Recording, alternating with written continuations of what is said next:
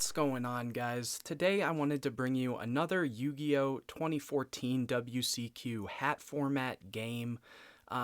This was taken between rounds at a locals, so unfortunately we were only able to play one singular game, not a whole match. But I still wanted to post this video so that you guys could have some more gameplay. As I've mentioned in the past, it is a little difficult for me at times to actually get together with people and be able to record. So here on the right, I am playing Heraldic Beast, and on the left is my friend who is playing Hunder. He was new to the deck. He had never really messed around with it too much. He knew about it from back in the day, but he still hasn't really played it too much since then. So here I win the die roll and I get to go first. And right now I'm just kind of thinking what I want to do. I end up leading with a copy of Foolish Burial. And from here I am going to send, I believe, because of my hand having Soul Charge and not a whole lot of engine, I end up going and sending Star Drawing. Specifically because it has a cool effect when it's used as Xyz material. You are basically able to draw a card.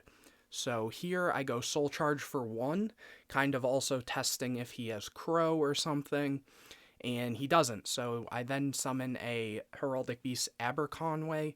It doesn't really do anything right here, and I go for Lavalval Chain, I believe. I was deciding if I should summon it in attack or defense, but looking at my hand, I didn't really have a reason to summon it in defense because it didn't matter if my opponent went for Honor Arc or anything. So I draw one off of the Star Drawings effect that gave Lavalval Chain the effect to draw a card, and then I send a Heraldic Beast Leo to grave, which when it's sent to graveyard, I'm able to go and add a Heraldic Beast monster from deck to hand. And so here I go for another Aberconway, and my hand, it's good, but it's nothing crazy, so I set a Bluff back row. I think I may have set a Soul Charge that I drew into off of that Star Drawing, actually. And here he sends Thunder Seahorse to start his turn, which, if you don't know what this is, it basically just adds 2 copies of Thunder Monster with 1600 or less attack from deck to hand. They have to have the same name, so 2 copies of the same one, and then you can't special summon for the rest of the turn after you activate that effect. So here he goes for Hunder, which is basically a monster that once per turn during the turn it's normal summoned. You're able to additional summon a Thunder monster from hand. And because he can't special summon this turn, he goes for Duality because, again, no reason not to. And at this point, I still wasn't fully sure what he was going to take here. He was kind of thinking it over. And I could kind of see his hand now that I look back at the video. And so it's kind of surprising that he went for the Charging Batteries, which allows you to add 2 of your Thunder monsters from grave back to hand. Just with how many monsters he had in hand, I probably would have maybe taken the Bottomless, though I guess, I don't really know his thought process here. And he goes and summons Hunder, which basically has the same effect as Hunder, and then he goes and uses the additional summon to summon Giraffe, which is a pretty crazy card. It allows him to attack directly with it, and then I can't activate cards or effects for the rest of the turn afterwards when it inflicts damage through a direct attack. And he just passes here. I don't know if there was a specific reason why he chose to go for Hunder and Hunder into the Watt monster instead of just one of them into the other, or just in general summoning the Giraffe. At this point, I'm kind of thinking he might have Honest. But anyways, back to my turn. I start my turn by using Lavalval Chain, dumping another Leo, and adding, I think I added Basilisk there. And so now I'm just checking my extra deck as I'm going to try to make a bit of a push here. And I activate Advanced Heraldry Art, which is a really crazy spell card. It lets me take 2 Heraldic Beasts from my graveyard, special summon them, and then immediately after turn them into an Xyz monster. And so here I go for a copy of King of the Feral Imps, detaching the Aberconway because I've already used the Leo for the turn to add a Kage, and I haven't normal summoned this turn, which is really cool. So here, just checking my graveyard again, and I normal summon the Aberconway, and then on that summon, I am able to go for Kage to special summon.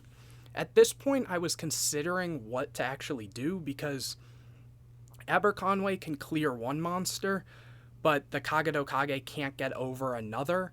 And with me thinking he had Honest, I didn't exactly want to crash into anything here and risk me potentially, say, losing the next Xyz summon I could do, or just losing the monsters, especially because I wanted to clear everything on board as best as I could. So here I go for Karen Gorgon, specifically because I want to push with everything, which would then leave my board susceptible to things like 101. I attack over the Giraffe with the Lavavel Chain because that's the one card I don't really care if it were to go to grave. It's out of materials here. Then I attack over the other two monsters, do a bit of damage, and at this point I'm thinking, either he was like really careful with not using Honest here, or he didn't have it. I set one more back row. I don't exactly remember what I set here. I think it may have been Xyz Reborn, which I play as like a one of in the deck. It's a really, really cool card. And for his turn, he starts off by using that recycling batteries to add back two of his Thunder monsters with 1500 or less attack, I believe. So he adds the Giraffe and the Hunder. And there was a chance I could have got Exciton here, but I wasn't really worried because I had another Advanced Heraldry Art in my hand, and my hand was already pretty decent. Plus, at that point, I have Leo under the King of the Feral Imps, so I would have got a Search, and then Aberconway and Grave would have been able to potentially add me another thing. So here he goes, Hunder and Hunder, and on the resolution of that, I drop Max C, just to see how far into his play he actually wanted to go and extend. He ends up using whichever one he hadn't used to summon the Vylon Prism.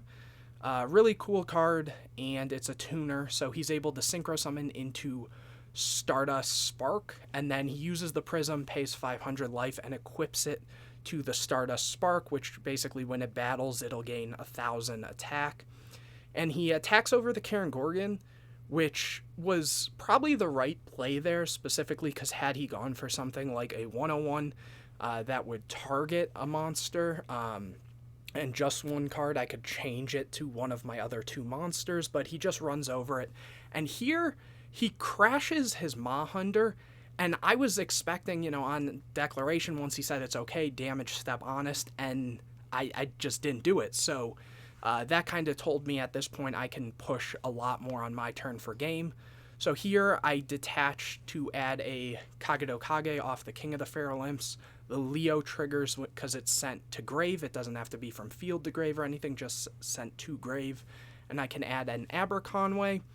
And then from here, I go for the Advanced Heraldry Art again.